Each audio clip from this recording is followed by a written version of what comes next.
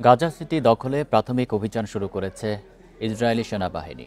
অভিযান জোরদারে সেপ্টেম্বর থেকে সেখানে আরও 60,000 রিজার্ভ সেনা মোতায়েন করা হবে।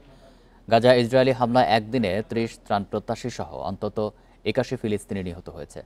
এদিকে স্বাধীন ফিলিস্তিন রাষ্ট্রের পক্ষে মত দিয়েছে যুক্তরাষ্ট্রের 58% নাগরিক। যুদ্ধবিরতির আলোচনার মধ্যেই গাজা সিটি দখলে এগিয়ে যাচ্ছে ইসরায়েল। বুধবার শহরটি দখলের প্রাথমিক পদক্ষেপ শুরুর কথা জানিয়েছে ইসরায়েলি সেনাবাহিনী। আক্রমণ জোরদারে সেপ্টেম্বর থেকে শহরটিতে আরও 60,000 রিজার্ভ সেনা মোতায়েন করা হবে। আমরা আর অপেক্ষা করছি না, গাজা শহর দখলে প্রাথমিক আক্রমণ শুরু করেছি।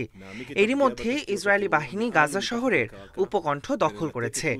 এই শহরে আমরা হামাসের ওপর আক্রমণ আরও জোরদার করব, কারণ এখানে তাদের শক্ত ঘাঁটি রয়েছে। গাজা সিটি দখলে নেতানিয়াহু সরকারের পদক্ষেপের সমালোচনা করেছেন ইসরায়েলের বিরোধী দলের নেতা ইয়ার লাপিদ।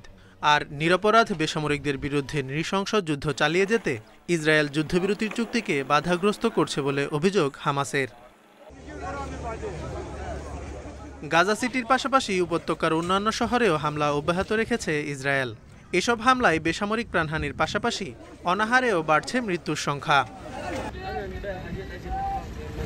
ইসরায়েলের চলমান ত্রাণ অবরোধে গাজা জুড়ে অপুষ্টির হার বাড়ছে বলে জানিয়েছে জাতিসংঘের বিশ্ব খাদ্য কর্মসূচি।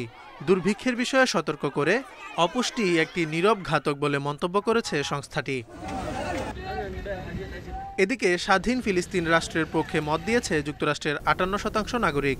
তাদের মতে জাতিসংঘের সব সদস্য দেশের উচিত ফিলিস্তিনকে একটি স্বাধীন রাষ্ট্র হিসেবে স্বীকৃতি দেয়া। রয়টার্স ইপসোসের নতুন এক জরিপে উঠে এসেছে এমন তথ্য। Zobayer Hossain, Independent news.